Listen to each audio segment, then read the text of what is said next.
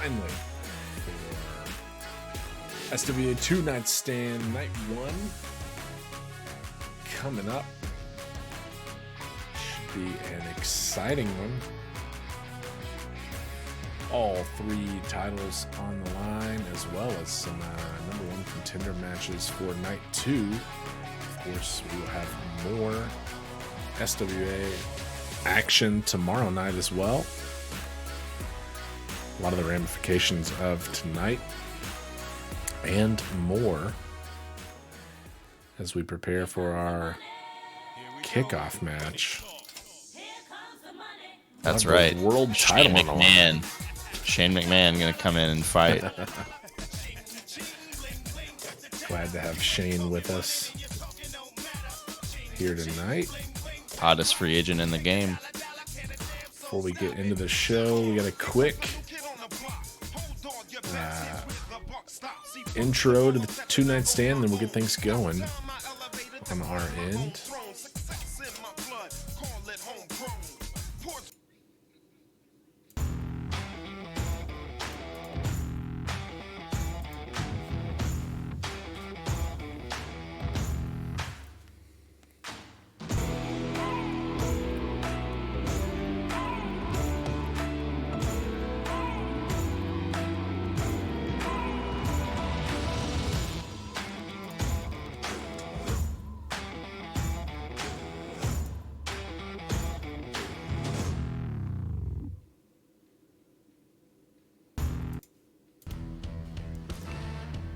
We are getting ready to go here.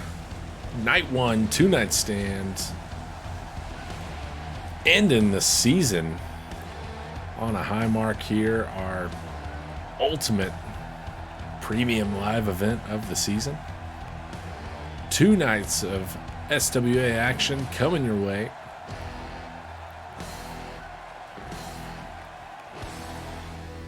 Yeah, night 1 of 2-night stand. Big deal here. You know, the season-ending pay-per-view. Big opportunities for everybody. End on a high note. Set the tone for next season. As we mentioned, a lot of titles on the line. A lot of first contender, number 1 contender. I don't know what I'm saying. On the line as well. A lot of chances to really stake your claim. And obviously 2 nights of action, as we mentioned. Big grand finale to the season. Yeah, and speaking of, claiming what is yours, Luke Thompson will look to do that tonight. Had that SWA World Championship. It was taken from him by Songgrace, who will look to make his first defense of the title tonight and see what he's got going against the former champ, Luke Thompson. It's a championship rematch to kick us off. Yeah. I'd say champion's advantage. It will be the champion's advantage after this match. Thompson or Songgrace, whoever wins, they get the longest wait, as we know they will be main eventing tomorrow night. So kicking us off first to give them the most time to prepare for whoever their eventual opponent will be. We'll find that out in our main event tonight, the conclusion of the Golden Trial Tournament. Should be exciting stuff. We'll get into it now with Luke Thompson taking on Songgrace for the SWA World Championship.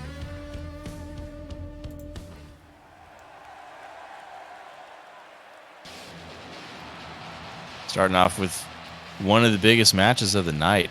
It's a crazy thing, but it's exciting nonetheless. Luke Thompson obviously looking to reclaim the title that he won at Right to Fight. Is that right? No, End of the Line. And he's looking to prove that he wasn't just a transitional champion, a fluke champion, like some have insinuated, that he didn't really have what it took to hold up to the competition here in the SWA. Yeah, and Thompson, one of the strangest resumes of former SWA world champions. He sits at 1-2 in singles action, but did defeat Tomio Yamaguchi in a triple threat match, as you mentioned, at End of the Line, where he took down Yamaguchi himself in a match that also included Al Sebastian. It was Sangres that took the Path to Glory briefcase off of Dr. Morbius and then claimed his rise to the top with a win over Thompson. Thompson has since beaten Yamaguchi again in one-on-one action, earning his shot tonight at a rematch. He'll look to become perhaps the second or the first ever two-time world champion. Sangres is going to be looking to defend that belt, though. He sure is. Sangres won in a hell of a match against Thompson. Looked like he was down and out a few times over, and he just never quit. He held on, showed that resilience, those deadly legs, the kicks, and he became our champion, looking to prove that it wasn't a fluke here tonight. Kicking us off, world title on the line. We're underway, and Luke Thompson immediately rolls out of the ring. We actually saw this in their match against each other. Thompson taking the moment, some mind games. We'll see if he can turn it to his advantage. Sangres is going to get him back in the ring now. Sangres not looking to mess around. I want to go and take the competition right to him here. Last time out, Sangres survived that electric chair elbow that put away Yamaguchi. It was the crimson knee that eventually did the deed for Sangres. And it took a couple crimson knees as well. You know, it was a hard-fought battle, and Sangres maybe learned a thing or two from his victory. Thompson also could have learned a thing or two. Oh, nice counter. Ooh, gets a 1 count. Nice roll-up from Sangres. That was pretty sneaky there. That was very clever, using his opponent's momentum against him.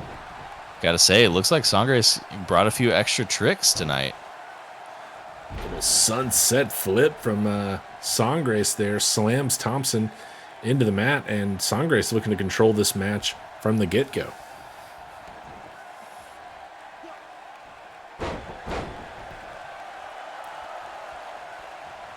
Blockbuster right into the hard cam there from Sangres. Knows his audience.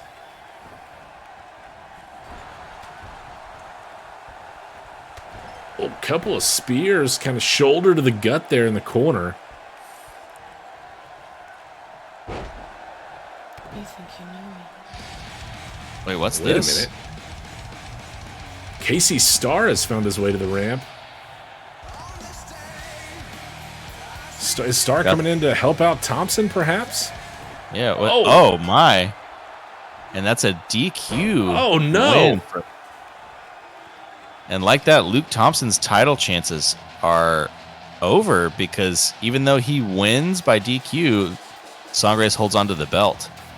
Retains via DQ. Casey Starr, allied with Luke Thompson, comes in and attacks him. What the hell is going on?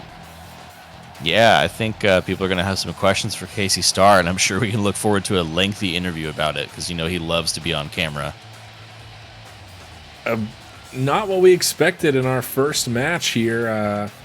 Sangres will retain his title into tomorrow night, where he will face the winner of our main event here tonight, the Golden Trial tournament finale coming up later tonight.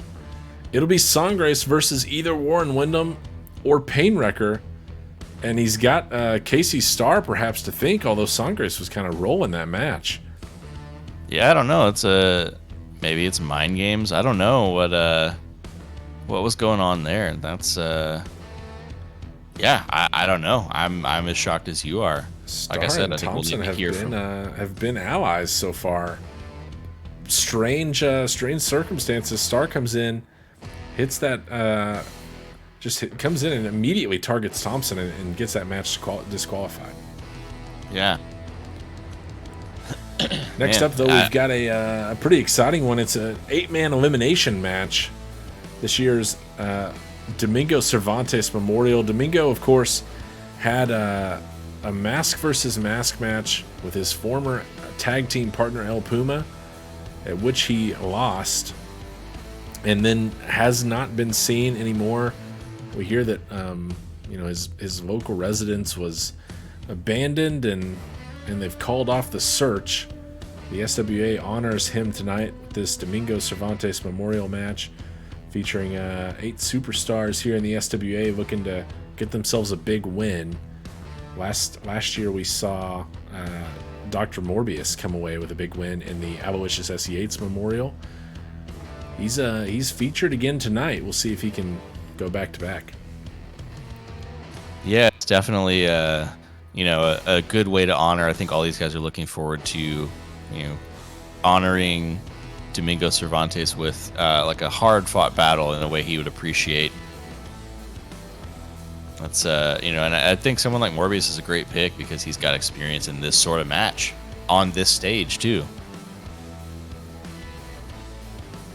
Yeah, we'll see what we've got as we go down to ringside now in preparation for this match. 8 men will enter, elimination style, last man standing. And it looks like we're going to start off with the Machine. Oh. Making his way to the ring. The Machine making his way down, paying a little homage perhaps. He's rocking the Domingo Cervantes mask here. Yeah, interesting choice, but I suppose, like we said, people want to honor Cervantes. Great way to do it. Shout him out with that mask. Machine kind of fits the Machine here. He's a big guy. Cervantes was close to that 6'8", 6'9" range. The Machine nearly 7 foot. Rocking the black and purple Domingo Cervantes style match. Paying some respect, some honor to Domingo.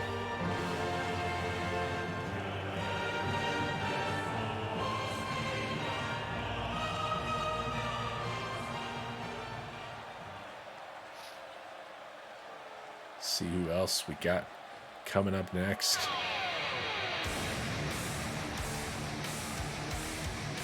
It's the new guy, Imo Talipaju.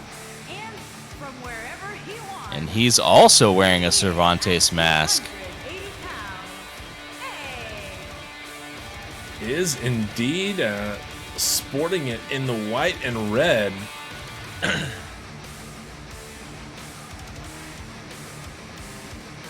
And Talipaju, I guess, in on it with the Machine here. Also rocking a Domingo mask. Lots of respect being paid to the former SWA World Champion who has seemingly disappeared from his residence, not to return to the SWA.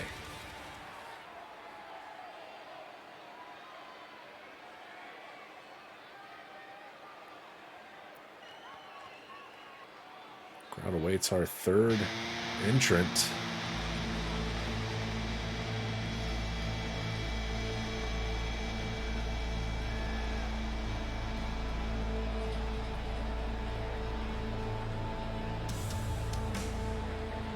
Sounds like it might be the Tiger King.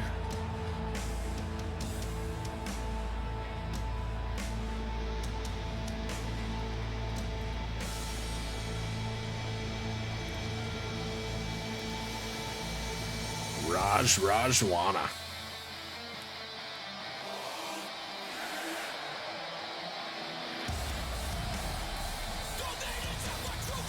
And from India, weighing in at 235 pounds, Ray. And it looks like Raj is sporting the mask as well. Seems to be a theme here. Indeed it does, and you have to wonder if maybe all the competitors agreed upon this beforehand to pay a little tribute, not only with their actions in the ring, but also their attire.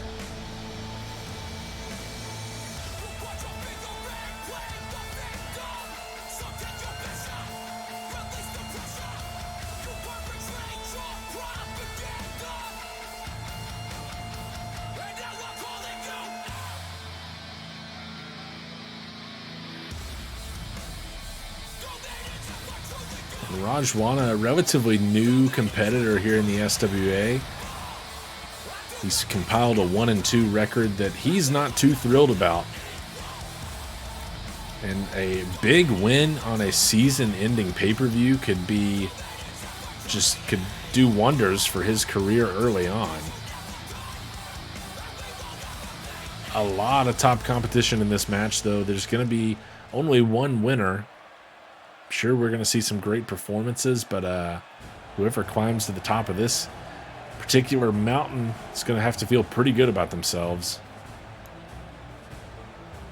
When it's the Sage. Nigeria, weighing in at 236 pounds. Chiamaka Ndigwe looking a little more back to himself, you know, like got the mannerisms, the eyes are a little less creepy now as well.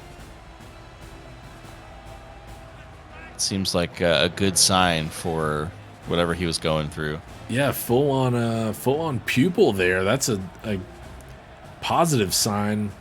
Like you said, a lot less creepy for the Sage, and he makes his way to the ring pretty quickly. A return to kind of an older theme as well. Could be the sign of many good things to come for Chiamaka Ndigwe, the Sage, here tonight.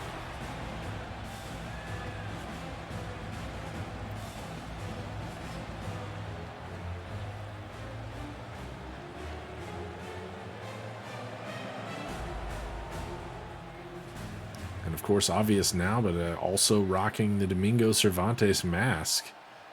So far, all four competitors with the respect shown to the former world champ, and here comes Gonzo McLovin. Weighing in at 255 pounds, Gonzalez. Gonzo won the right to be in this match last week. Episode 34, he won a multi-man match against Lucian Bedeau and Savea. See if he can carry that momentum into perhaps a win here tonight. He could use it. Sits at 3-8 in singles, near the bottom of our power rankings, but like I said, a big win last week, and it would be a major win for him tonight at Two Night Stand.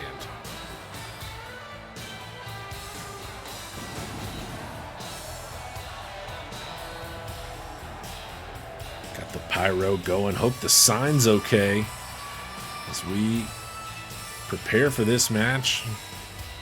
Got 5 entrants in so far.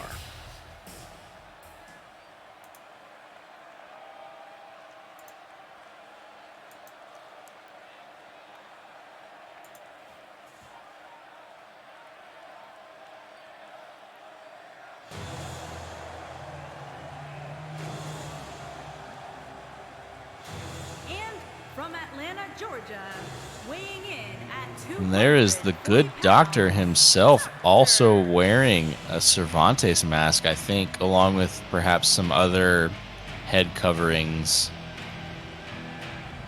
Yeah, it looks like he's still got a mask on there, still following his own sort of ancient protocols, and like you said, a head covering as well. You know, we usually don't see much of Dr. Morbius. Maybe a little Really glimpse any of here, them. but he's also rocking the Domingo Cervantes mask, and even in the black and purple here tonight.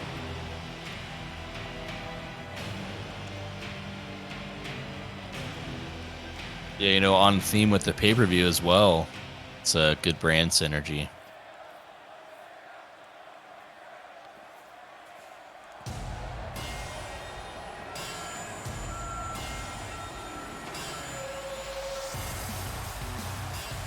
And here comes the shaky, angry man. It's Paragon time. Oh, weighing in at 400 pounds, P. Could be a tough one to eliminate. 400-pounder, the biggest man in the SWA. And he looks amped up like usual. Been slamming energy drinks all day. And he's been on a bit of a roll lately. Got some momentum building up. Can he carry it into a win here tonight?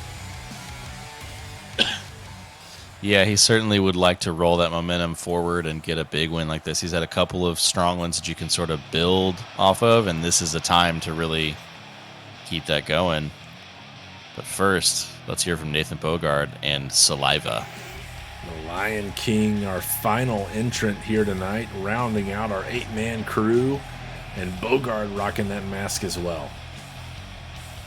And their opponent from Harlem, weighing in at 265 pounds, Nathan.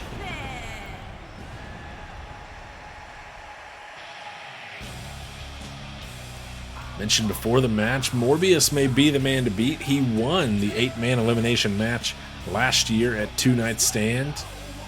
Last time it earned him the right to face Triple G on night 2. He came up short there, but that was the start for Morbius really at what ended up being a most of Season 2 kind of reign as a bit of a pay-per-view specialist. Always showing up when it mattered the most, short of his loss of the Path to Glory briefcase to El Sangres. And tonight we'll see if Morbius can repeat. He's the only person who's ever won one of these matches. Can he keep it that way, or will we have a new victor here tonight?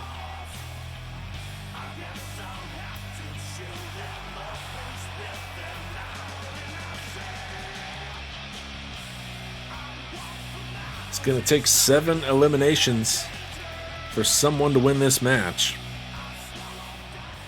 Yep, and if I recall right, the key that we saw in the last match was kind of picking your spots.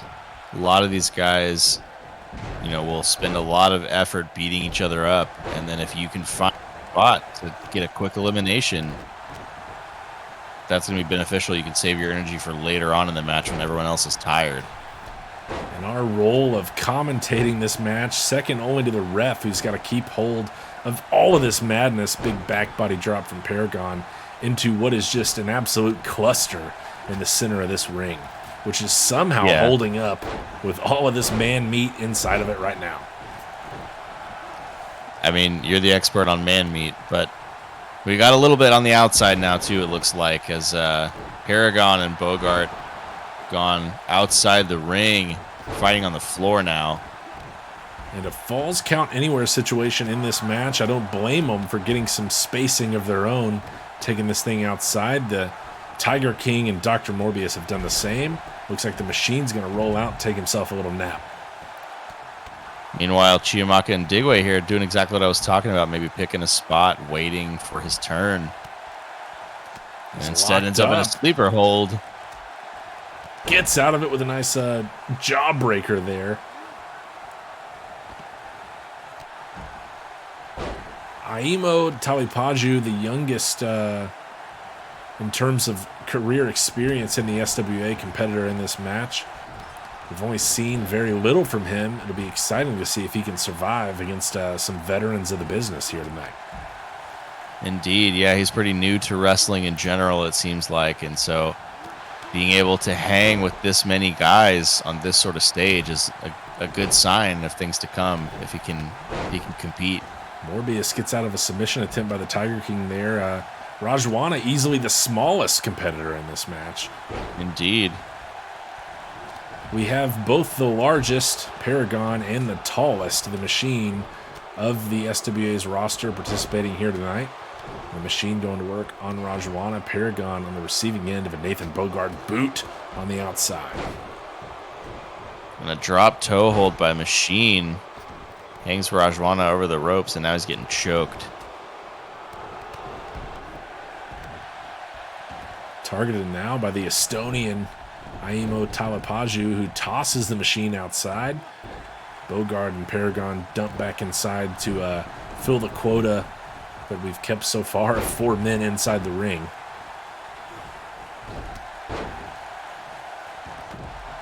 Bulldog from the Machine on Talipaju as Rajwana has a seat. Morbius is back inside as well.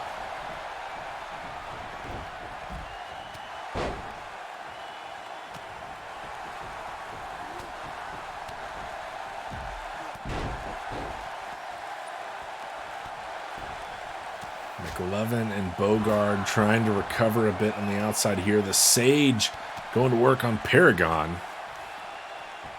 Yeah, maybe looking to get a little work in on that arm. Weaken one of the strongest guys in the SWA. Focusing a lot on that left arm. And he is hyped up. Feeling good about himself, feeling good about his return to form. Breaking free of whatever it was that possessed him. Oh, and a huge takedown there by Talipaju. Big suplex from Gonzo McLovin as well on the Sage. And Rajwana run into the post over there in the corner. That ring post not kind to your muscles. All 8 men were inside the ring there for a brief moment. We've sent Paragon to the outside. Bogard sending the Machine off the ropes and blows him up with a pounce.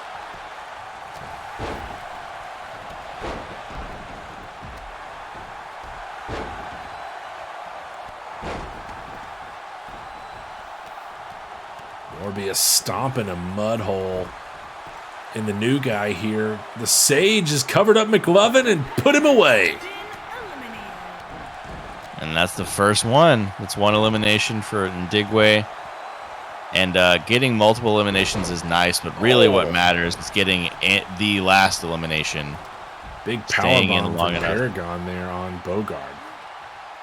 It was, but didn't get a cover out of it. Oh, and all 400 pounds of Paragon is up, and Talapaju's getting a workout in. You know, he did have a powerlifting background. It doesn't surprise me that he can lift and comfortably squat 400 pounds like that. Showing off the skill there. He's going for the cover. The ref is absolutely blind. He was up on the ropes there. Catches a big boot, does Paragon.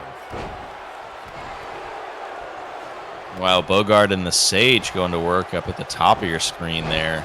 Little kneeling DDT. And again, Gonzo McLovin. It was Ndigwe that sent Gonzo McLovin out. That was our first elimination. The Machine almost gets Rajwana. Real close there, but not quite enough. Bogard showing off some strength as well on the Sage. Sending out Ndigwe. Big super kick from the Tiger King. Leveled the Machine. Gets him right back to his feet, though, and the Machine capitalizes on that. They trade some blows there. Morbius is trying to put away Bogard with a little double leg action, but that's kind of Bogard's specialty. He gets out of that in a hurry. Yeah, no Boston Crabs here. Big back body drop on Morbius. Paragon's on the outside here. The Sage as well. Bulldog from Morbius on the Machine as the Sage rolls out. Talipaju getting him up here. Big power high and down hard. Oh, and might be looking for a second. Indeed. Rajwana is not going to be helping anybody move anytime soon. A lot of damage to the lower back there. 2 power bombs in a row. Might need to go see a chiropractor. He's going now, targeting Morbius's back. Still has the strength to lift up the Doctor here and dump him down face first. And a moonsault to back it up. Tiger King has a cover, leg hooked. Oh, Morbius gets out. Ref turns right around into another cover. Ndigwe with his second elimination. Talipaju is gone. Just like that, Chiamaka Ndigwe emerging as a serious competitor in this match. And the Sage absolutely hates anybody that wears red and white, eliminating McLovin and Talipaju, and the Machine eliminating the ref. Just absolutely decked the ref. Meanwhile, Bogard trying to step over here. Ref is down, but he's got a deep submission here on Ndigwe. Not going to be anything, though, unfortunately, because that ref is... Oh, Ndigwe tapped out, but the ref is down. Yeah, that ref is seeing little Tweety birds flying around his head right now. The Sage tapped out. Paragon with a powerbomb into a cover while Morbius has the Machine. And the Machine is gone, courtesy of the Doctor. Oh, Rajwana gets out, but into a 400-pound Boston Crab here. Needs to get underneath him and attack him for massive damage. He's going to break that submission. Morbius looking for another elimination here. Can he get it? Yes, he can. That was a smart way to pick your spot right there.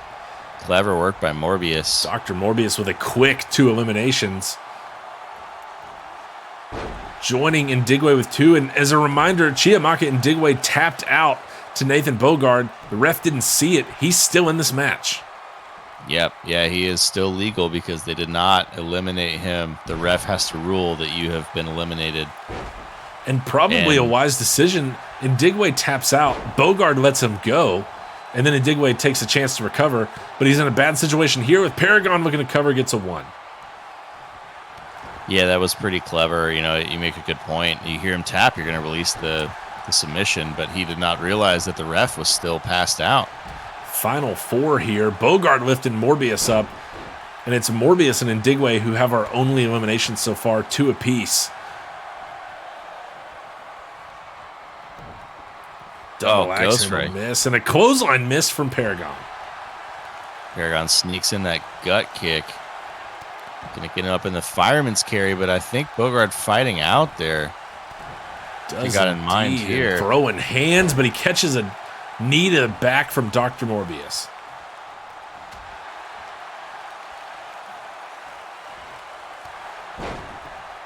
And then a rising knee from Morbius as well on Paragon. Looking to kind of beat up both of them. Paragon rolls out. It is just the 2 of them in the ring. And Bogard this deep into the match, still showcasing the strength. A couple of squats with the Doctor up in the air, and he's going to pick him back up to his feet and take him right back down. He's looking to step over and secure what is really another submission, but he doesn't have an official elimination. Can he get Morbius?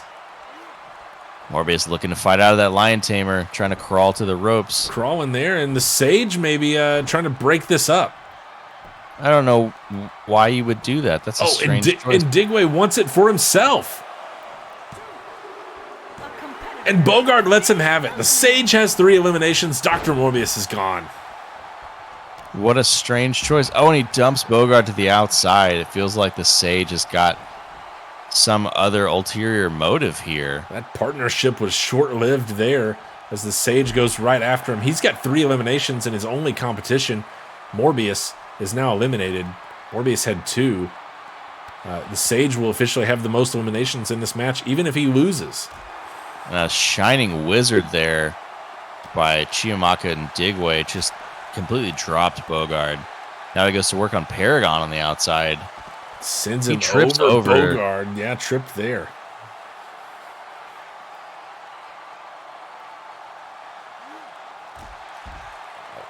Now rolling elbow right to the dome. Maybe looking to get another elimination, but Paragon sneaks out, and these 2 have a few thoughts. No one seems to be able to decide who their target is right now with 3 people left. They might want to gang up on Ndigwe, although Bogard has eliminated Ndigwe once, just not when the ref was alive to see it. Yeah, it's unfortunate at this stage because Bogard is going to be wishing he really, that counted because he had a chance that he may not get again. Bogard takes the time to taunt, and then Ndigwe takes the time to drop him with a neck breaker. It's a great example. This is the sort of stuff he wouldn't be in this predicament now. He's wrapping the arm up, and Ndigwe's going for a submission of his own here, but Bogard's got the foot on the ropes. Great ring awareness by Bogard. Oh my, just absolutely dropped by Paragon. Oh, what an elbow, though, from Bogard. Staggers Paragon into the corner. Maybe looking to take a chance here to get a little something extra in on Paragon, maybe eliminate him. Stomping the big man in the corner. He's going to look for a cover here. Paragon's close to the ropes, but can't get there with the boot. Kicks out anyway. 2 count.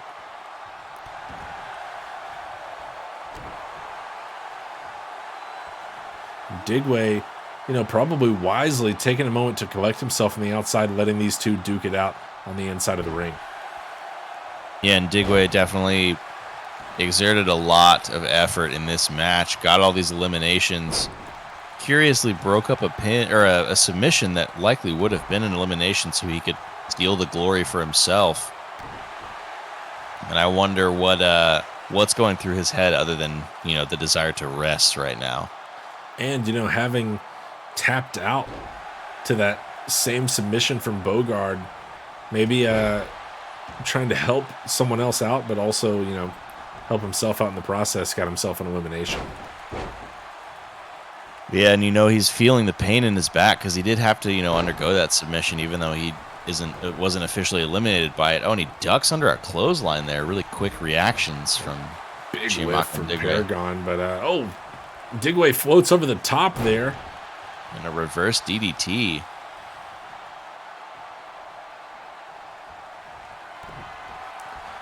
Boot to the gut. Oh. And a Tiger Bomb. The Sage is rolling here. Rolls Paragon over, looking for the cover, and it's kicked out of immediately. I think he was under the ropes there, too, so that would have been bad news either way for Chiamaka and Digway. Maybe looking to resituate him here. Doesn't go for another cover, though. Interesting choice.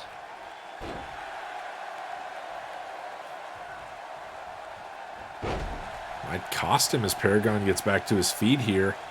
But it's a nice counter from the Sage as well. Oh, what a headbutt. Just launched his head forward.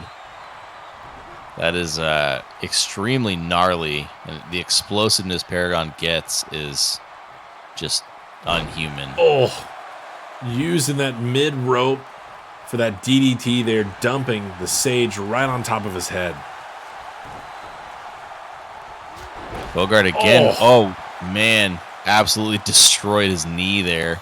His ACL is still in one piece. Chop block from Paragon, who's now looking for the cover. Is that enough to put away the Lion King here? No. Shoulder up. Bogard somehow gets out.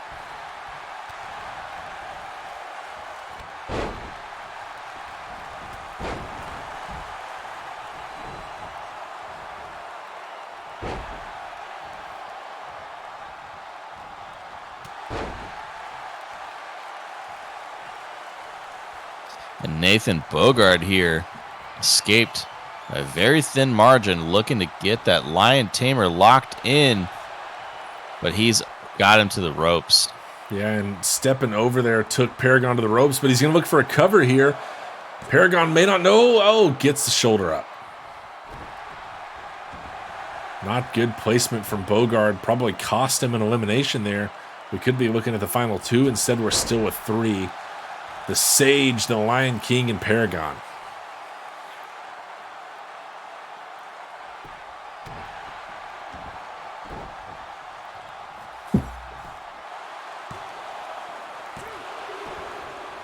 Easy 2 count there. Not much of a chance from Paragon. Kind of pokes and Digway in the eye there or something. Real Three Stooges nonsense. Paragon setting him up on the ropes, then applying some pressure with the knee. It's Bogard waiting, though. Clothesline takes down the big man. Yeah, it looked like a shoulder tackle maybe there on an attempt from Paragon, but Bogard caught him with the knee and then took him down. Now stretching out that neck area. Wrenching on the head here. Paragon slips out.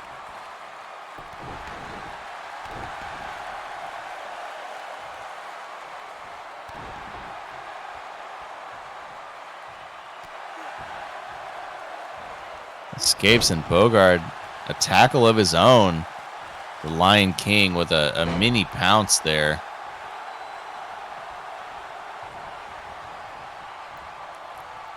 And so far with this final three, we've seen Indigwe take the longest breaks on the outside, and I still think that's probably going to benefit him in the long run here. Paragon and Bogard have spent a lot of time attacking each other on the inside.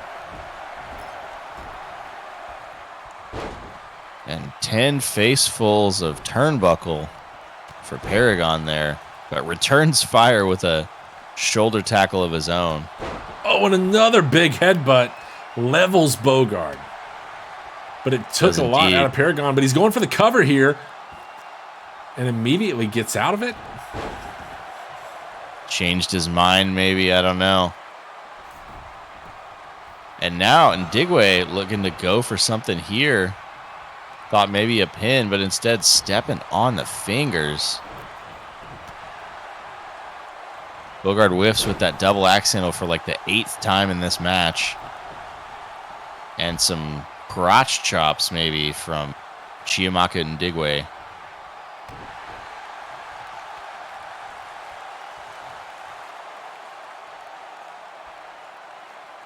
Sage gets a hold of both arms here, stretching out Paragon, and rolls over into a cover. The pin. That could be it for Paragon here. 1, 2, and no.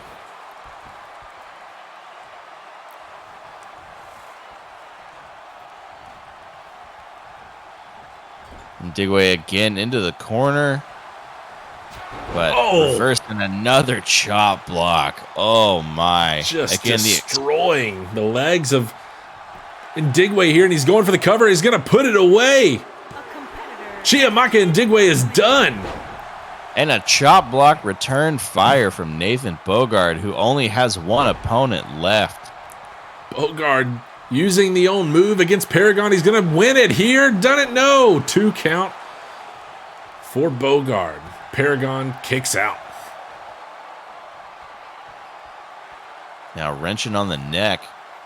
Nathan Bogard, of course, a submission guy. He's got that power submission skill set. Not a lot of people know how to handle that very well. He just sort of overpowers you.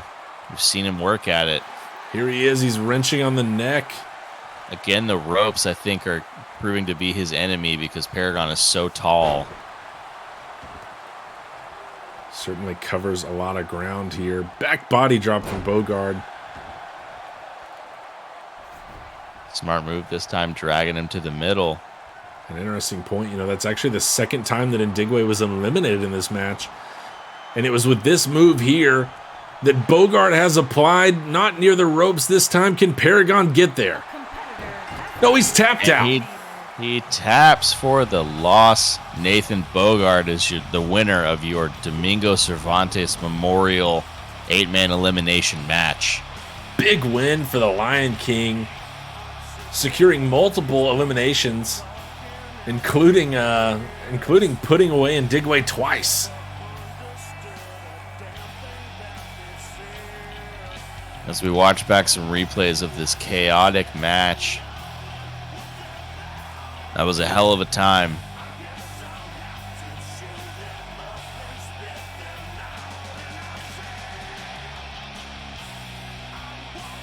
Eight man entered, one stands alone at the top. It's Nathan Bogard, the Lion King.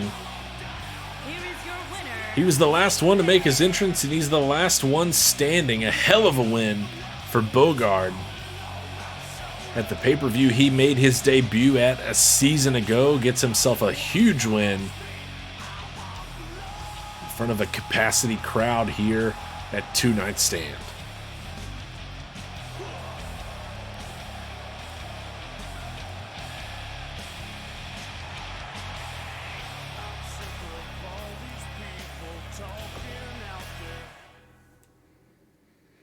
Next up, we have tag action. Tag team tables elimination match. The Disciples of Gray taking on Unhinged. And the winner of this match will have a shot at the SWA Tag Team Championships tomorrow night on night 2 against whoever retains those titles tonight.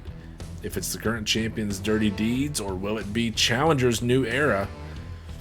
That match will be coming up later on. First, we determine who the opponent will be. Will it be Triple G and his disciples tonight, specifically Sparkles? Or will it be Unhinged, who were not able to get it done against the Quinn brothers, but would love a shot at Dirty Deeds? Triple G has had some opportunities at the world title, but would love a chance at the tag gold. Yeah, you know, it's been an interesting sort of up and down saga here for Triple G and the Disciples of Gray. You know, we've seen them begin to compete, you know, in teams, in tag team action, but it's been real inconsistent when Gray hasn't been at the head of things. Yeah, the Beast and the Boulder were taken down by Unhinged. But Triple G with Sparkles, who he's with tonight, have secured a tag victory and will look to pick up a big one here tonight with a chance at the tag championship rather, on the line.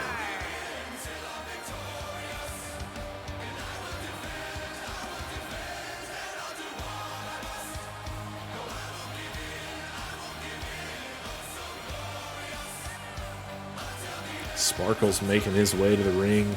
All business. You know, we saw when the Beast and the Boulder took on Unhinged, they came out much different look. A lot of more charisma than what we're seeing from Sparkles, and I'm not sure that Triple G was too thrilled about it. Yeah, they definitely had a more energetic entrances. Didn't seem to be following that sort of asceticism we've seen out of the Disciples of Grey thus far. And yeah, I think you're right. I think they got chastised for it. We see here Sparkles a return to form. And of course, he knows that the Guru himself is going to be following shortly, so he has to be on his best behavior. Certainly. And you know that Triple G is definitely the perhaps star of the team, but he's building up his followers here, the Disciples. But he certainly knows how to make an entrance and is doing so now.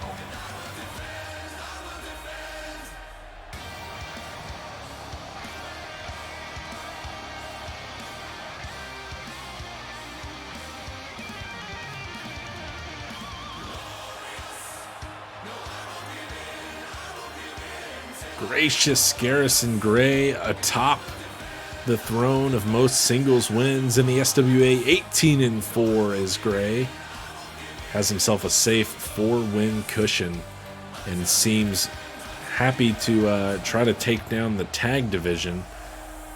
Having not yet conquered the World Championship, but conquered most of the singles roster, he's looking to do the same here in the tag division and take down the team that took down his Disciples, Calvin Abueva and the Boulder Tupolola.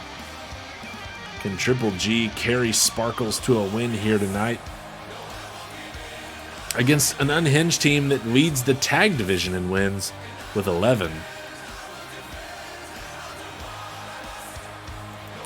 Sort of a tale of similar situations. Triple G leads the singles side and wins, but has not secured the title, has come up short in 2 opportunities. Unhinged leads the tag division in wins and have come up short in title opportunities twice. Both teams are looking to get an opportunity tomorrow night against either New Era or Dirty Deeds, whoever maintains the tag titles by the time the night is over.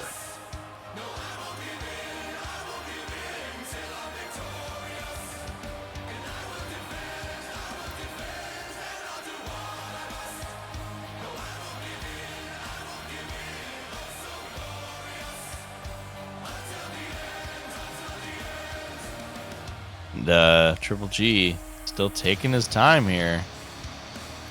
He certainly knows patch how on to milk a clock. Yep, he does indeed. Favorite strategy in soccer is probably parking the bus, just stretching the time, making it take as long as possible as he drinks in the adoration of his fans, enjoying his moment here at 2-Night Stand. He picked up a big singles win last season at 2-Night Stand against Dr. Morbius. He would love to have a nice win here tonight and then a chance at the tag titles. A win with the belts on the line would be a lot sweeter for Triple G, who still looks to secure his first ever championship in the SWA. And here they come, Unhinged, the top team as they call themselves.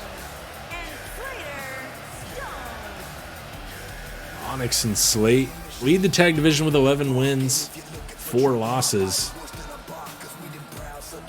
We see there on the back of his shirt, Slate's shirt, the list of teams they have been marching through in this tag division. The Unhinged Circled. World Tour, yeah, circled the Disciples of Gray right there in the center. Their targets tonight.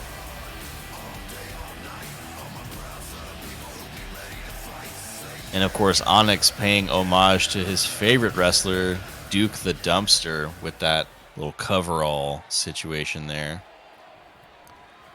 Certainly taking inspiration from one of the greats. This elimination tag match will be tornado style. That is a tables elimination. Yeah, the Disciples of Gray agreeing to this match despite Onyx and Slate being 2-0 in such matches, although important to note that in those two matches, 4 eliminations have happened. Onyx Stone has made all 4 of them. Yeah, just really incredible stats from specifically Onyx in these tables elimination matches. Oh, and a beautiful enziguri by Onyx, who is surprisingly athletic for his size, I have to say. And is matched up here against Triple G. We'll see how that plays out. You know, the Stone brothers pretty evenly matched, I'd say, but I'd say there's a bit of a discrepancy between Sparkles and Triple G here. One is clearly the leader of the team, and Slate's already showing some signs of those fists that he's been catching from Sparkles. Yeah, indeed. He he is certainly matched up against... Oh my, sorry, I lost my train of thought. Running knee by Triple G there. Just drops Onyx in the middle of the ring, but nice little leg lariat from Slate as he continues to work over Triple G, the glorious one. And spending a little Gracious 2-on-1 one. time here as Sparkles had to roll to the outside there. Might have benefit the Stones here. If they can go 2-on-1 against Triple G, that'll help them quite a bit. Yeah, you definitely want to wear down Triple G. I think you want to wear them both down if you can, but Triple G is your main concern here. Nice little neck breaker using the rope by Onyx. Triple G rolls to the outside. Oh, and Slate with a trio of bitch slaps on Sparkles there. And now looking perhaps to go a little 2-on-1 again on the Disciple here as they have him in the corner. Smart work. Little tag team action from the veterans. Yeah, you know, nods to a lot of their favorite tag teams involved in their moveset. As 2 different guys here get the idea to break out the tables and... Onto the back of the head of Sparkles. Yeah, Slate's Sparkles setting immediately... that thing up in the corner, but Triple G... trying to capitalize, perhaps. This could be bad news. Oh, chops him. Slate staggers out of the corner away from the table. Smart thing to do there. Just find a way to put distance between you and that table. You don't want to be on the other end of it. Bit of an inside-out suplex there from Sparkles, and Onyx rolls to the outside. 2-on-1 against Slate Stone here. Having to face the wrath of both Sparkles and Triple G. Trying to fight him off. Oh, and Sparkles takes a couple of shots to connect with Triple G there. Got to be careful. You know, this is not a forgiving guru. Looks like maybe he caught a stray there from Triple G as well. Sending Slate for a jog, which takes him down. Onyx, meanwhile, back in the fray. Looking to mix it up immediately. Triple G clips the apron. A couple times they're getting a face full of ring apron. Slate back inside. Not where you want to be, near that table again. Triple G looking for some control. Oh, and a big like suplex on Slate Stone. I was going to say, it looks like he's going for a ride. Triple G rearranging the furniture here. Little interior decorating from the Gracious One, moving that table to the other corner. And the table has sent Onyx. Onyx again, like his brother, smartly walking away from that table. Slate back into it. This could be bad. This could be really bad. Triple G's got him up on the shoulder, head first, like a lawn dart through the table. Slate Stone is out. And now it becomes a handicap match. The guy who's had all the table eliminations before tonight, can he fight off Triple G and Sparkles? Can he handle this by himself without his brother? He's going to have to do it in terms of a table elimination match. He's perhaps the one guy you want out there in this situation, though you never want to find yourself in this situation. Dump Onyx. Sparkles to the outside, and now Triple G with some beautiful suplex work, getting another table, it looks like. Onyx needs to even the odds here and quickly if he's going to stand any chance. But he's got one of the best of the business in there with him, and he's throwing hands right now at him. Yeah, a couple overhand strikes, but if he's not careful, Sparkles sneaking up on him there.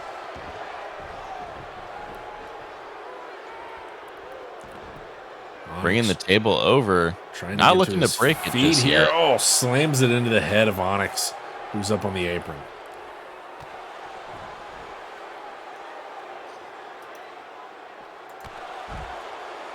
Big drop kick there by Triple G as well.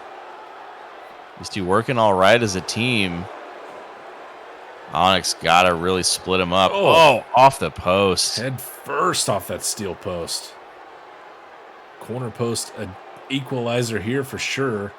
Onyx can use that to his advantage. Little yeehaw action from Sparkles as Onyx rolled over the table to get back inside. Seems a bit painful. Looking for Kick some to the kicks, face. but Sparkles helps break it up. Miss on the drop kick, but returns fire with an elbow. Poor Onyx just cannot get his offense going here with both of these opponents striking him constantly. Sets Sparkles up, then catches a punch to the small of the back there. Maybe gonna dump Triple G. Oh no, he's gonna bring him back inside, it looks like. Suplex over the ropes. And Triple G's gonna take himself outside. Give Onyx a chance to maybe set up a table in the corner. Trying to decide where to put it, and he takes too long. Takes Sparkles back down. He needs to have a sense of urgency here and perhaps really get an does. elimination, even the odds here, but he seems to be thinking differently so far. Again, table knocked out of his hand. Really gotta pick it up here if Onyx wants to survive this match. Does look like he maybe drew some blood there. Triple G, though, sneaking up behind him and gets him in the back. Ducks underneath, throws a right, and takes down Triple G. Another opportunity here for Onyx. Onyx feeling fired up, but does not go for the table. Instead, goes for Triple G, and now is going to eat some more offense, maybe from both of these guys. Might have been a wasted opportunity there from Onyx. He's got two opponents once more here. Oh, and a DDT from Triple G. Yeah, nice leaping tornado DDT there. Got a little extra momentum on it. Throws Onyx, and he just rolls next to the stairs. Oh, and sent into the stairs, which don't sell at all there. Gut first through the steel steps. Oh, and again. Yeah, do not pay them commission because they don't sell. And Onyx is just in a bad situation here. If he doesn't turn things around soon, it's going to be over for him. It may already be over for him. Meanwhile, the Disciples of Gray sort of running into each other, looking a little testy, to say the least. Sparkles is setting up a table. Triple G's getting another one. What do they have in mind for Onyx? He takes down the table the Sparkles set up. Triple G whiffing on our little rolling elbow there. Onyx maybe trying for something, but cannot get enough chance to breathe, it seems like.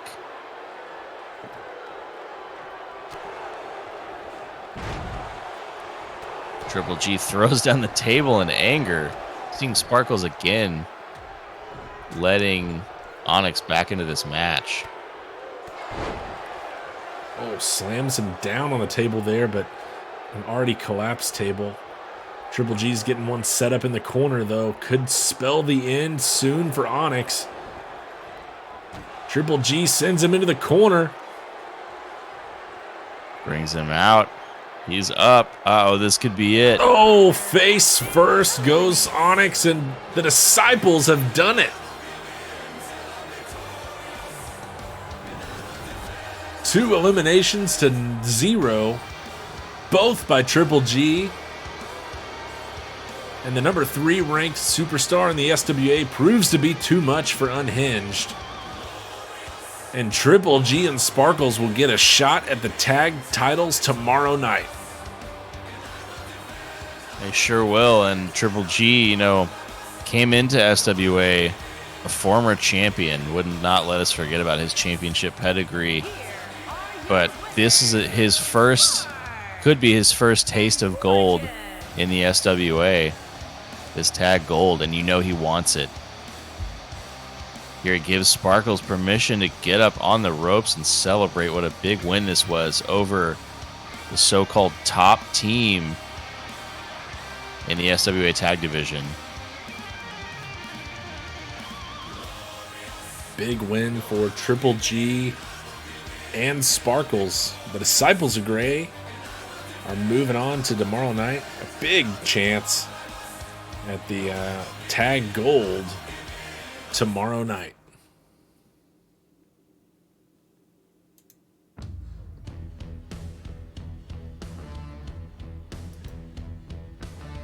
Next up, we have triple threat action.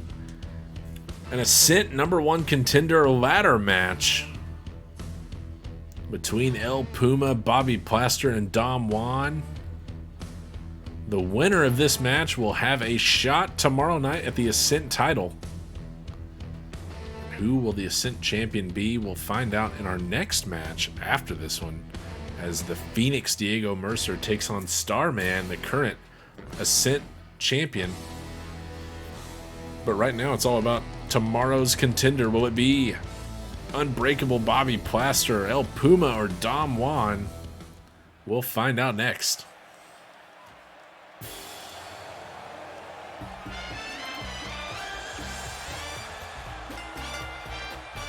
Making his way to the ring from Mexico, weighing in at 299 pounds, Don Juan.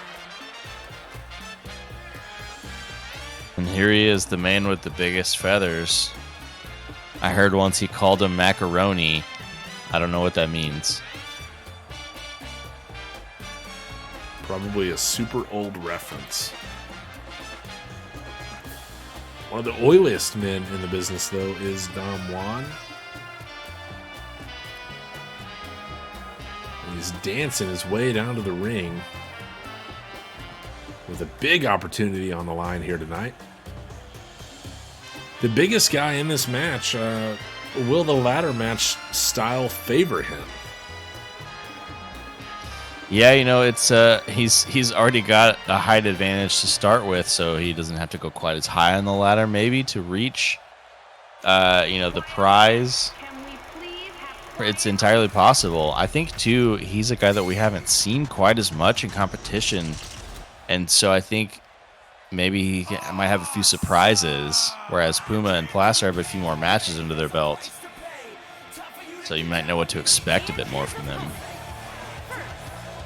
from Houston, Texas, weighing in at 140 pounds. Both Dom Juan and Bobby Plaster sit at 2-1 in their singles matches, but of course Plaster has worked a number of multi-man matches. I'd say to varying levels of success, but actually mostly to no levels of success. He's had a lot more luck in the singles side of things, and this will be his first ladder match as well. See if that benefits him. Another super oily boy. He is quite oily. And, I can't keep up with what sort of self-created nicknames he's rocking these days. But at one point, he was unbreakable and the greatest ever. Believes in himself, as you can see with the way he gestures to his face, and I think the oil helps accentuate the muscles. I think that's it's a whole cosmetic routine. Yeah, I believe it's Unbreakable Bobby the Greatest Ever Plaster is the official one he's going with for now. Till, some other title comes along, I'm sure. From Guadalajara, Jalisco, Mexico, weighing in at 200. And here comes El Puma. Wonder Kid. The most veteran of the competitors in this match, 7-5 for Puma. Had a pretty good showing in the Golden Trial tournament, but came up just a bit short. Has a big opportunity here tonight. Could get himself a shot at the Ascent title tomorrow night at night 2 of 2-night stand. Yeah, Puma, of course, has won a Rumble, had a shot at the SWA title, which he did not win. That title match was against his old tag team partner, Domingo Cervantes, whom we honored earlier this evening. Since then, been, kind of a journey for him, but it's a huge opportunity here to sort of chase some gold again. And I think Puma's got to be really excited about this opportunity.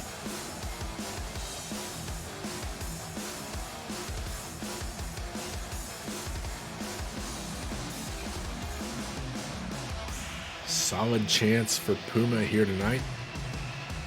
It's Dom Juan, El Puma, and Bobby Plaster, and Juan is fired up. He is pacing at ringside.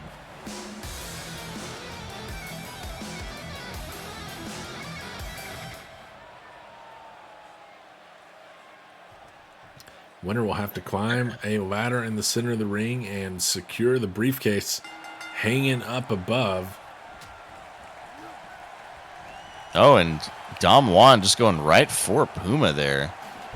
And Puma returning the favor, and Plaster remembers stipulation here. He goes right for the ladder. Yeah, these two having it out.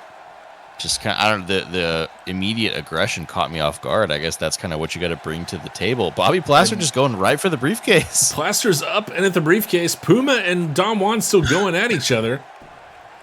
Could be a quick match here. Dom Juan slapping him in the back. Hitting him right on the booty cheeks. Trying to break the hold here.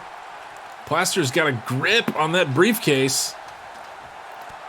Finally climbs gets him up. Puma's up. They're fighting on top. Oh, Dom Juan takes down Puma. What do these two got against each other? Now going for the ladder. Dumps Dom the Juan ladder, grabs Plaster. drops him off the shoulders. Boy, they gave him a lot of time up there. Surprised that Plaster couldn't figure out that locking mechanism. It's tough when you're at full extension with your arms. It's harder than you'd imagine. Almost had a very quick finish here as Puma and Juan are back to going at each other. It feels personal, and this is the first time these two have been in the same ring together.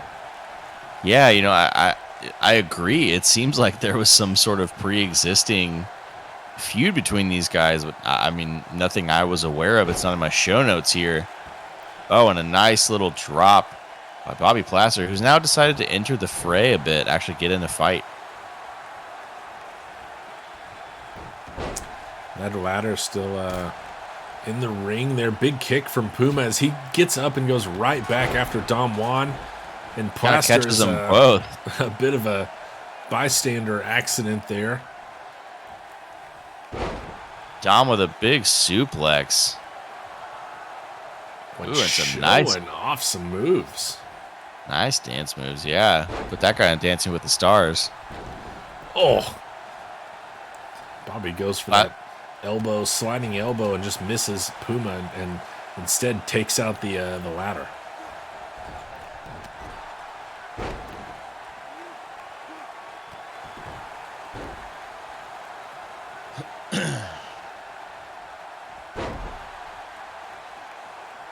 Puma and Plaster just sort of trading blows here a bit. Back into the corner, which is always a fraught proposition. Bobby Plaster did pick El Puma for his four-man team at end of the line. They came up short against the Disciples of Gray, but a Puma little bit here, of teamwork up from them. Up on the turnbuckle, going for a corkscrew senton. And now maybe looking to get that ladder back in the ring. Dom Juan realizes maybe he should be nearby. And Puma. Oh, Dom Juan into the ladder. runs Plaster into the ladder there. A little bit of teamwork from these two, but now Dom Juan takes the ladder and takes out Puma. Again, trying to lay into Puma with that ladder. You wonder if things are personal. And still going after Puma, looking for more. Puma, oh no, runs right into it. Somebody tell Puma not to run at the guy holding a ladder. Seems like a bad idea. Dom Juan with multiple shots at El Puma with that ladder.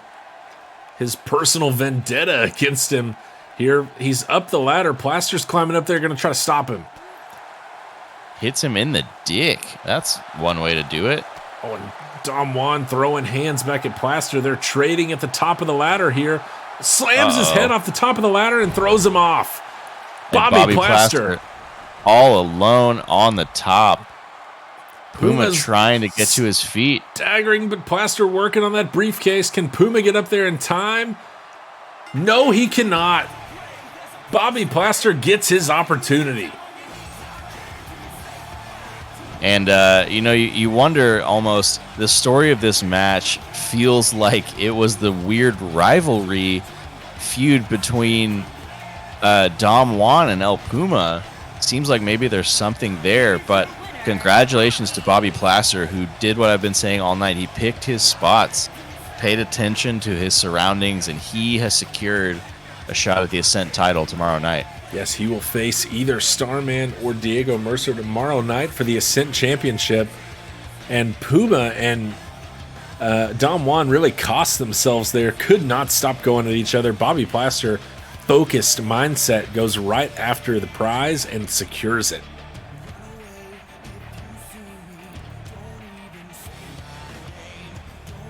If you're wanting to see how to win a ladder match, Bobby Plaster put on the clinic there, taking it down and securing his opportunity tomorrow night. And it'll be against one of our next competitors here. It'll either be Diego Mercer or Starman. Starman, the current SWA Ascent champion.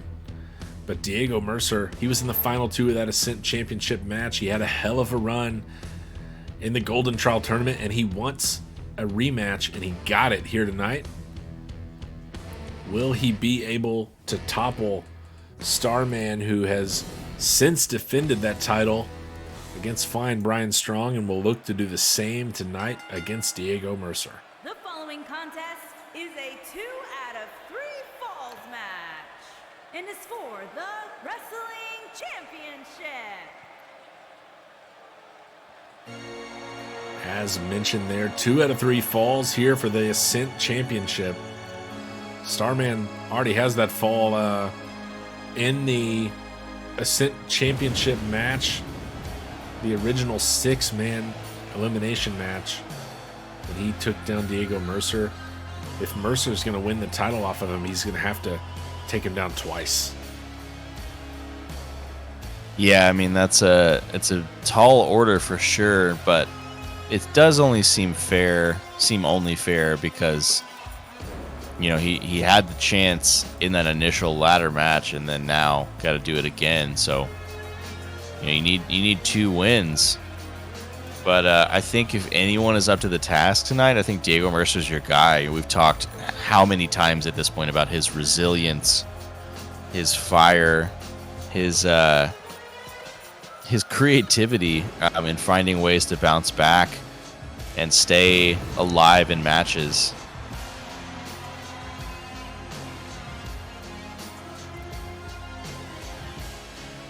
And the Phoenix will look to rise as the champion here tonight. He's had a lot of momentum behind him. As I said, he came up just short, losing to Warren Windham in the finals of his division of the Golden Trial Tournament, but was sort of the feel-good story of that tournament, and he's got his work cut out for him tonight against Starman.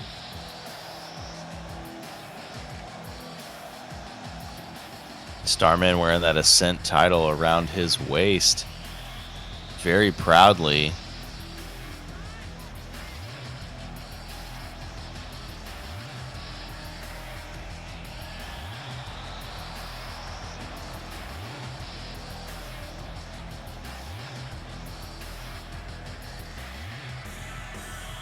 Starman has been high risk and not always high reward in his time in the SWA, but it has somehow paid off. Every time out, he is a threat. 4-1 in singles, won that 6-man match to secure the Ascent Championship. He has proven it pretty much every time out, and he'll look to do that here tonight in his second defense of the Ascent Championship, this time against Diego Mercer. Yeah, you know, what you said about the sort of high risk, high reward. The Ascent Championship itself is often, you know, thought of as like a way to mark someone who is on the ascent. They're going up to the top, right? And we've seen Starman go up to the top, and often he comes down in the wrong place. But you know what? I can't deny the ascent that is happening before he falls on his ass.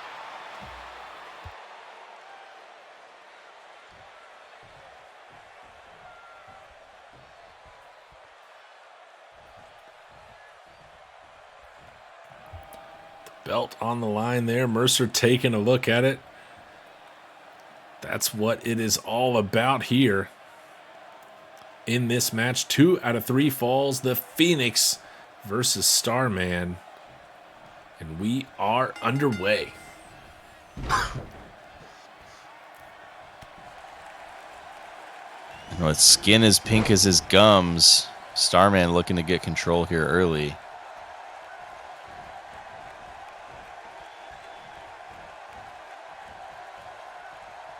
Into a hammerlock by Mercer, but again, a little back and forth, going for a Hurricane Rana. Mercer kind of treats it to a flapjack there. Starman rolls to the outside to get his bearings, comes back in, and Mercer is still on the offensive.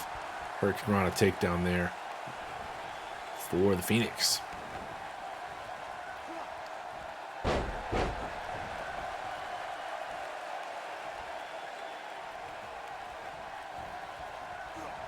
Nice blockbuster. And now we see Mercer, going for that signature tackle and a handspring, but does not land it.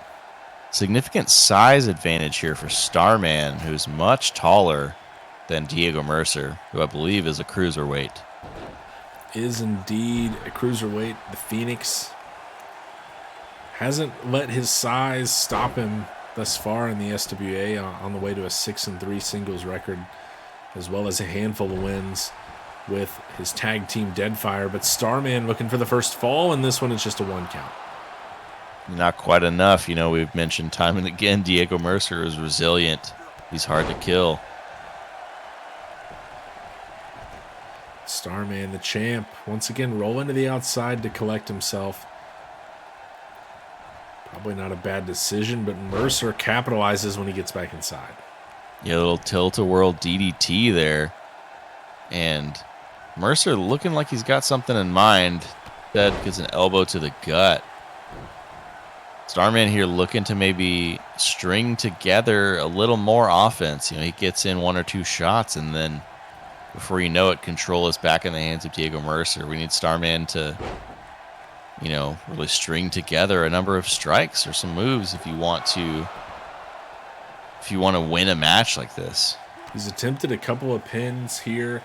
1 counts on both. Mercer able to easily get out of it. Flips around. Nice takedown for the Phoenix. And again, using that shoulder effectively in the corner.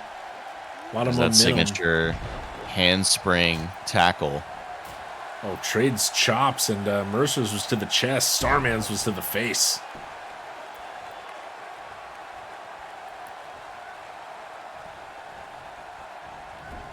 the corner. Starman sends Mercer in a drop kick to the back from the Ascent champion. Oh, and going for a super kick there, but Oh. quite a whiff. There's that pop-up missile drop kick. Yeah, it's a nice counter from Starman to get back to his feet quickly. That drop kick can be dangerous. We've seen Mercer break it out, kind of out of nowhere like that, but doing a lot of damage most of the time. Starman going for another cover here. Has he done enough now to get a pin? No. 2 count. Nothing doing. Yeah, not quite yet. Starman, though, aggressive with the pin attempts. I suppose it doesn't hurt to try. Meanwhile, Mercer looking a little dazed here. Starman really controlling things now, it seems. He's really picking up some momentum. Mercer's going to have to get it stopped if he wants to survive in this match. The champ misses again with the super kick. And that's just the window Diego Mercer needs. Mercer taking Starman up in that tree of woe position. Oh no, this is never good news. He's got cruel intentions. He's going to the other side.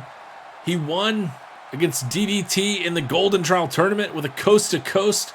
He might be looking for another. Yeet. Oh, is indeed, and might have busted open Starman with that one. He got all of it. He sure did. Has to be a fall. If he goes for the cover here, he will. Ref down to count this one out. Should be the first fall for Mercer. 1, 2, and no. Starman somehow kicks out. And like that, Diego Mercer already reaching to the bottom of his bag of tricks here. Oh, no. Oh. Goes for that corkscrew senton. Not enough. Starman rolling out of the way there. Like looking in a mirror. It's Mercer who whiffs, and Starman with a cover gets a 2 count. Reminder, this is 2 out of 3 falls, so at some point these guys will start getting a little desperate for their first fall. You got to get that first one if you're going to win. And in some ways it's much harder. You have to wear down your opponent a lot more. So you want to get it as quick as you can here. That may explain why we've seen Starman kind of just trying a pin whenever he can, but surely thought Diego Mercer had it after that coast to coast.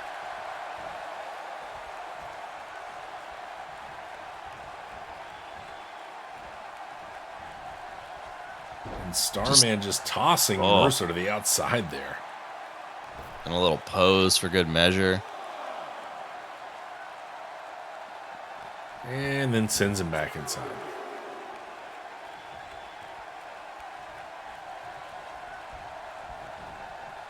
Reversal from Mercer sends Starman off to the apron. He fights his way back inside.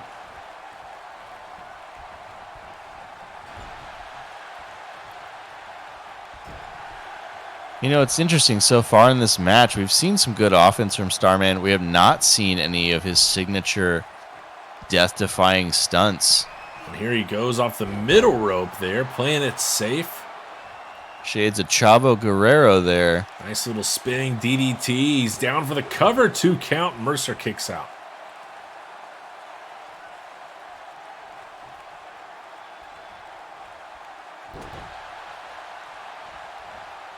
Missile drop kick from the Phoenix. Getting smart about it here. Rolls in center of the ring. Spot. Looking for the first fall, and this one has Mercer done it. 1, 2, and no. Kicked out. Last second for Starman.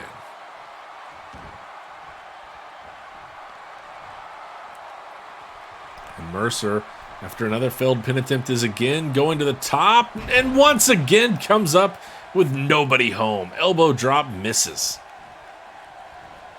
Yep, this is bad news for Mercer. You got to connect on those. They're really taxing. We've seen it hurt someone like Starman as well. Bulldog. Bulldog.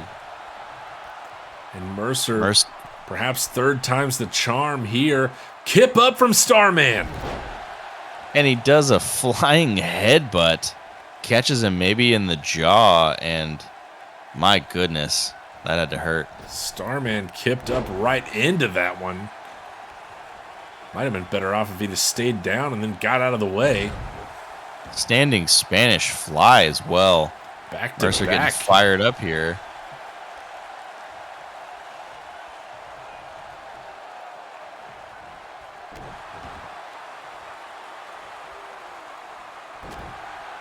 Oh, and a jawbreaker there. Getting in some strikes, but got the leg hooked and the package Michinoku driver. Starman, here we go. Finally the champ climbing to the top. And can he get done what Mercer hasn't been able to? Oh, right into a cover. He's got the legs hooked. 1, 2, and 3. Starman's got the first fall. That Dragon Rana is dangerous. You see how much he has to work himself up for it, but my goodness, when he hits it, it is a sight to behold. Now looking maybe to get that second fall, but instead goes for a blockbuster. Perfectly executed as well by Starman. Gets himself the first fall. He's got a significant advantage now. Yeah, and a nice Northern Lights suplex. They're keeping the pressure on Mercer, who finally reverses the turn of things here. Looking to get a fall back, make this 1-1. Want to do it quickly, but you can't rush this sort of thing. You have to find your opening and take it. Again, another standing Spanish fly, and Diego Mercer again looking to get things going his way.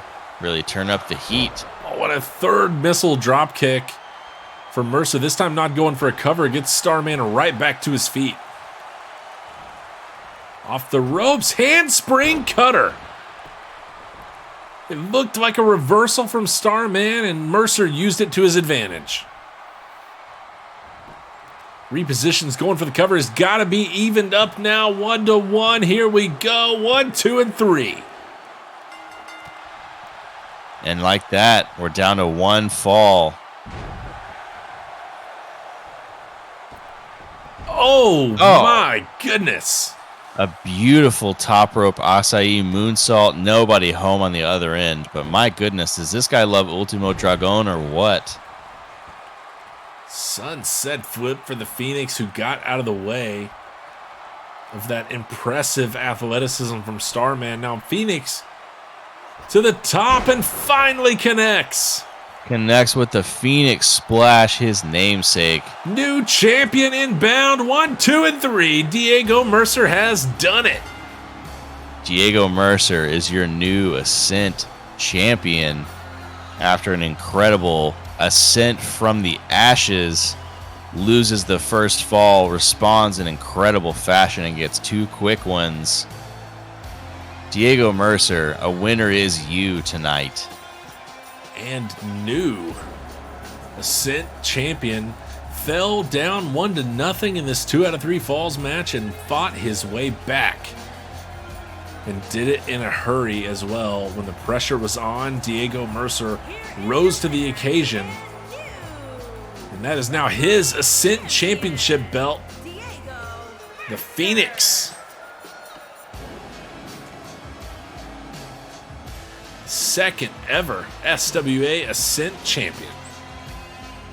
And he will face Bobby Plaster tomorrow night for his first title defense. There he is, issuing a challenge to all comers. Will it be a short run for Mercer? Plaster saved a lot of energy tonight. Took Mercer quite a bit longer. Plaster mostly just had to climb a ladder. And fiddle with that combo lock or whatever was up there.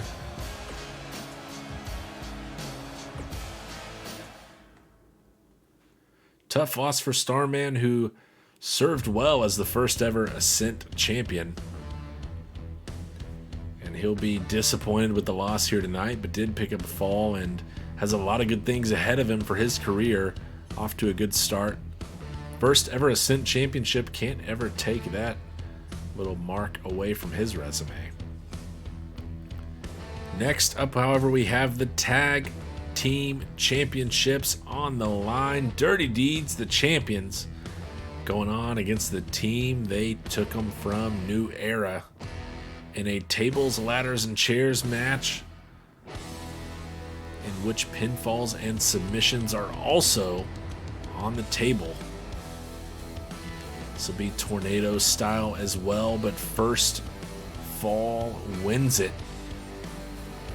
Dirty Deeds looking to defend their title. New Era looking to take it back and become the first ever two-time tag team champions.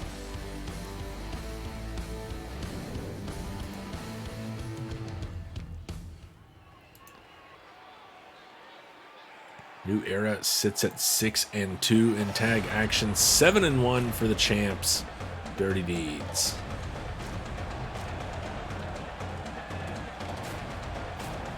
And a whole new look for the Ace here tonight. Yeah, definitely reminiscent of 21 Pilots, I think, is what I heard. And could be the sign of a new era indeed. Can they reclaim the tag championship that they took away from the Quinn brothers?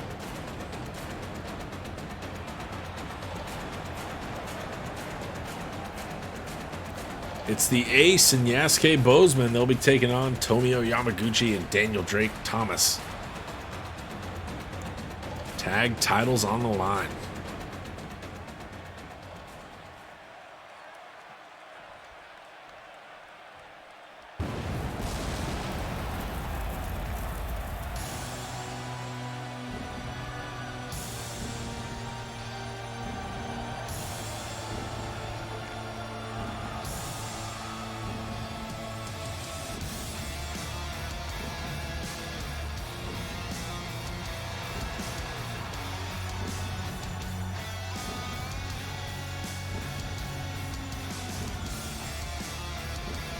We most recently saw them take out the Quinn brothers, and they had no qualms about attacking the Quinns before the match even started.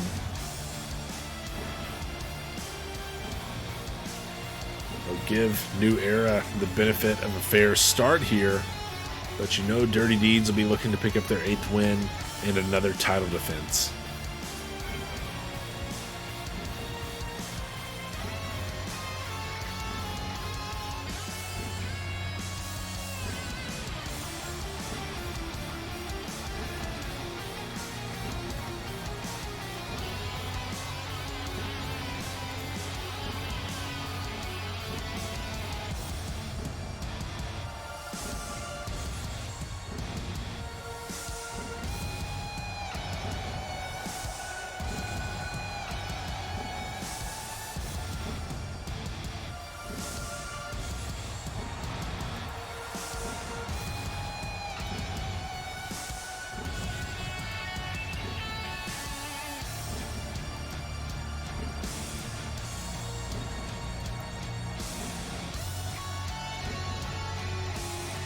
Yamaguchi and Thomas, both somewhat of submission experts, although the Thomas definitely the submission master.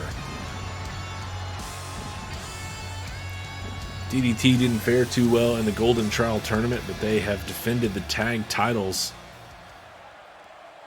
every opportunity they've had.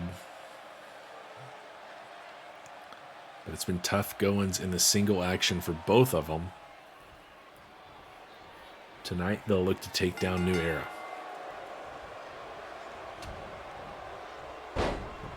Tornado style here for the tag titles. First fall does it. Yamaguchi catches some of that table on the outside there. And the Ace has already climbed up top. And is going all the way outside. Crossbody. Yamaguchi got out of the way. He sure did, and maybe got a punch in as well. And caught some of that table, as you mentioned. This is a tables, ladders, and chairs match. Going to be pinfall or submission to win, though.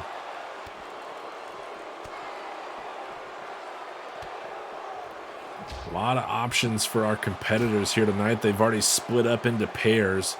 Yamaguchi and the Ace, Bozeman and Thomas.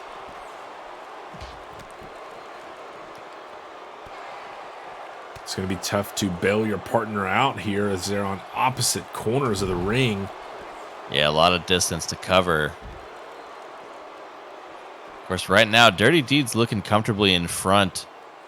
This sort of match you might just call Dirty Deeds done dirt cheap. These guys like to fight dirty. It's right in the name, and I mean, this is a great avenue to do it. Yeah, they will certainly use anything they can to get an advantage, and the environment, weapons here, a ladder, a table, certainly in their wheelhouse. Yamaguchi rolls the ace back inside the ring here. As Bozeman and DDT still fight out in front of the commentator's table.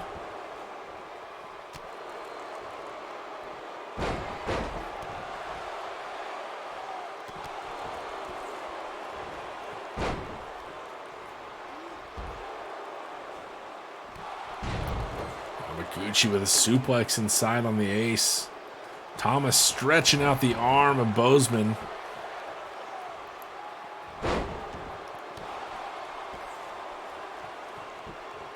Dirty Deeds really just kind of steamrolling this match so far. The ace trying to fight back inside the ring.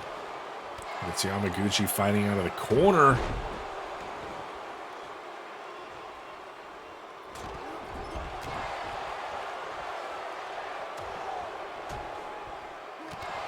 The winner of this match will face off with Triple G and Sparkles, the Disciples of Grey, tomorrow night.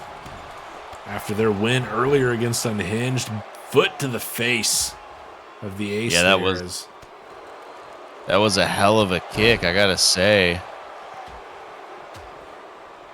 But the ace responding pretty well, looking to get back on his feet. Oh, Bozeman into the steel steps out there. Oh, and this is bad news. Bozeman has really just been taking a beating this entire time. And the ace getting himself a turnbuckle sandwich. Superman punch from Yamaguchi, and he's down for the cover. 1, 2, and 3. Dirty Deeds has done it. Yamaguchi puts away the ace. And like that, that was all they needed. Dirty Deeds controlled that match basically from the jump. They seemed comfortable in this environment. They didn't even need to use the weapons, but they had a great strategy coming in, separate the team, and like that, they defended their titles. They have indeed. Dirty Deeds, and did it in a hurry. Their 8th tag win and another defense. And they'll face off with Triple G and Sparkles tomorrow night with those titles on the line once more. Big win for Dirty Deeds, taking down New Era and definitively defending their belt here tonight.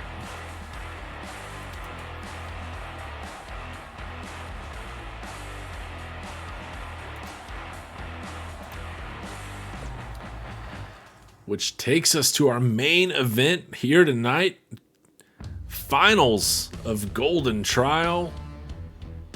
Warren Windham taking on Painwrecker, the 2 members of Warpath. Last week, they secured a win against the Barefoot Buddies, Songgrace and Eddie Vortex. It was Windham who got the win, and Painwrecker was not too pleased about the way it went down. There was some shoving after the match, and really all just boiling over here tonight in the Golden Trial Tournament Finals. Windham and Painwrecker, 2 of the best in the SWA. 14-3 for Windham in singles action, 14-5 for Painwrecker.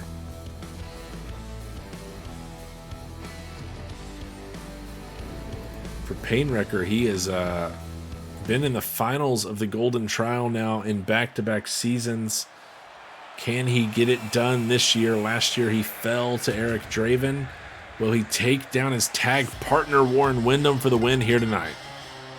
Making his way to the ring from Tehran, Iran, weighing in at 250 pounds, P.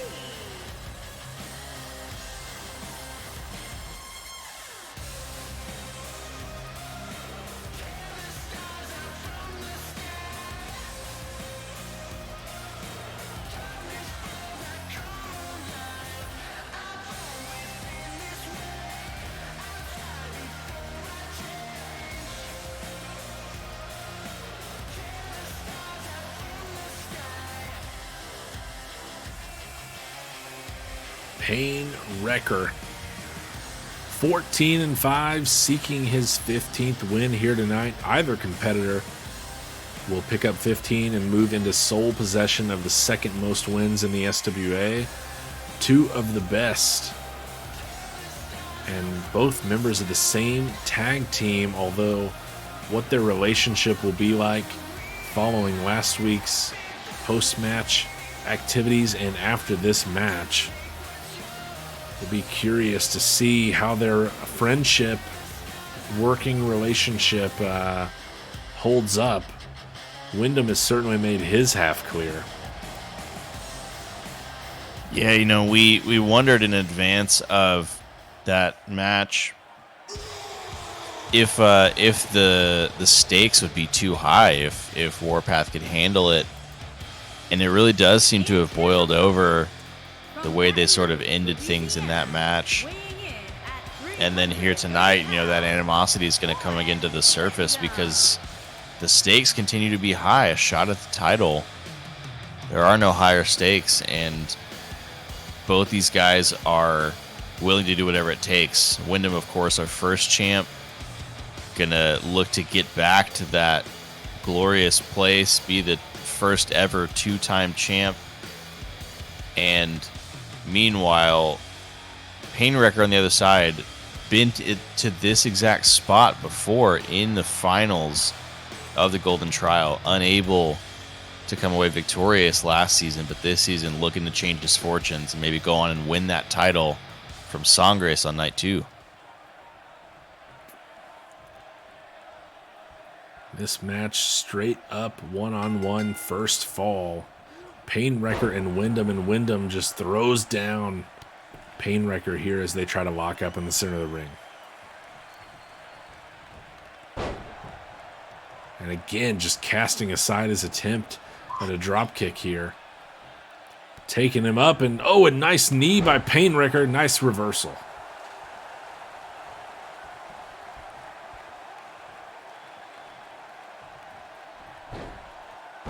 Tosses the super heavyweight over the top, using his own momentum and leverage against him there. And focusing on the arms as Payne Wrecker now working on the left arm of Warren Wyndham.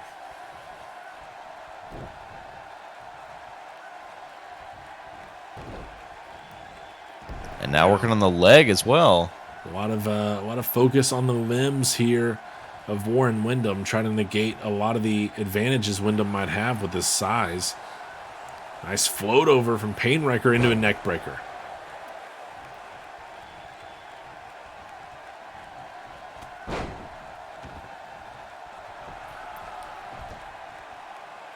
Payne Wrecker giving the signal that it's all over, or Wyndham rather, that it's all over for Payne Wrecker here, but a nice counter on the outside. Wyndham, really no stranger to letting a count out give him a victory. Would he do it in the finale here tonight? European uppercut staggers Wyndham, but Wyndham stays on his feet and capitalizes as Payne Wrecker gets back up. They lock up in the center of the ring. It's another neck breaker from Payne Wrecker. Yeah, and an interesting, thread here we've seen a couple times now. Warren Wyndham, obviously very large guy, very difficult to knock down. And Payne Wrecker kind of struggling to do it here. Really going to take a lot. I guess that's a better way to do it. Take him down from the feet. Working on that leg again. Maybe hoping to... wrenching on the left ankle and foot here. Oh, hoping to set up maybe a submission maneuver. He later knows on that Wyndham is not as effective at avoiding the submission. It's one of Payne Wrecker's specialties. Will he, turn offensive instead of defensive and look for a submission of his own here tonight? Maybe so.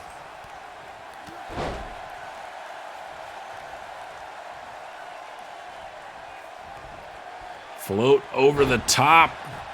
The gate crasher from DDT. Head first to the ground goes Wyndham, but it's a big back body drop to get back to his feet. Oh, what a slap.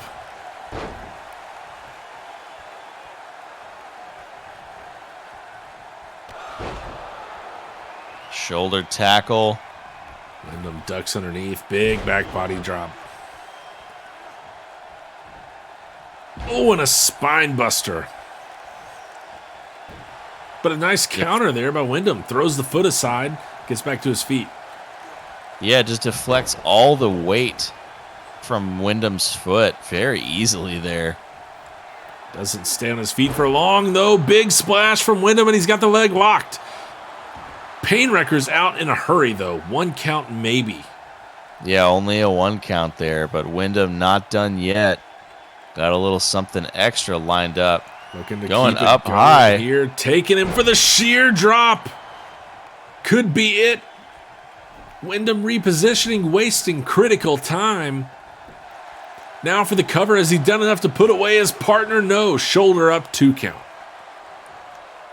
Painwrecker still fighting at this stage. You know Wyndham would love a shot at Sangres. Those two have a storied history, but Painwrecker would love another championship opportunity as well. He sure would, and a beautiful takedown on a much larger man. Incredible power by Painwrecker. Sets up Wyndham here, now working on the arms again.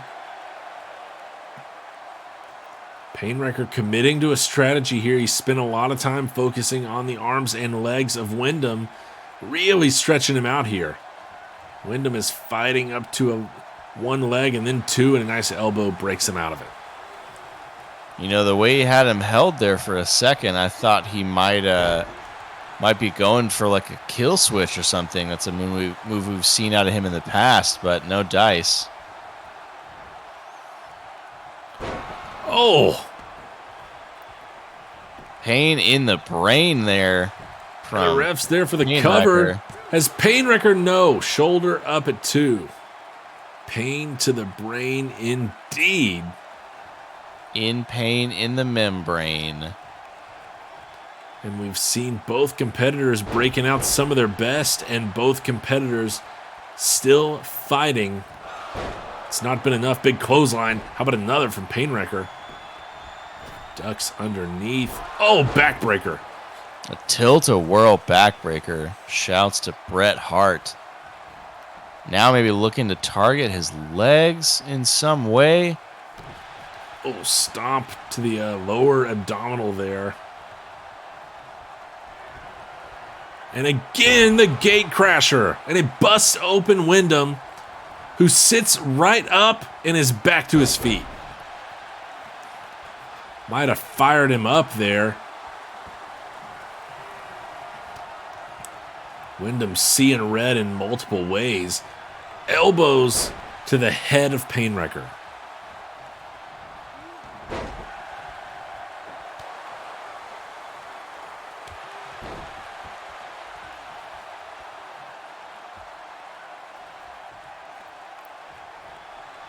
And Painwrecker here looking tired, but keeps focused.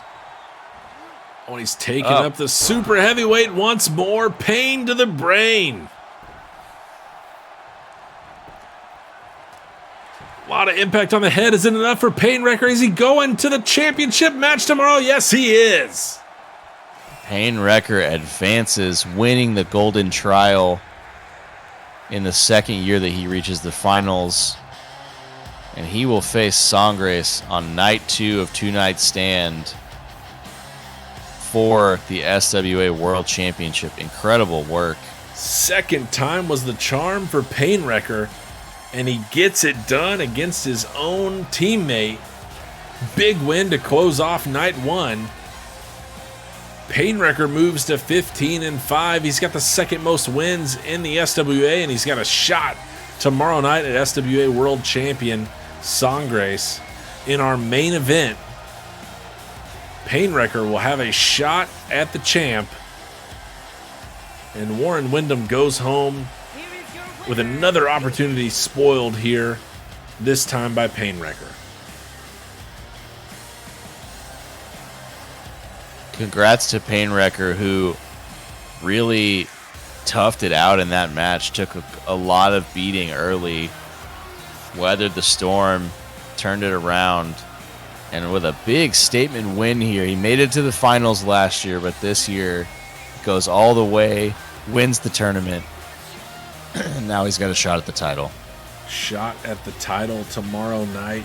Came in with a strategy and audibled as soon as he saw an opening. Busted open Wyndham and focused on the head, put it away. He'll go against the champ tomorrow night in our main event. It'll be Sangres and Painwrecker. Should be a good one. Will there be a new champion, or will Sangres defend the title?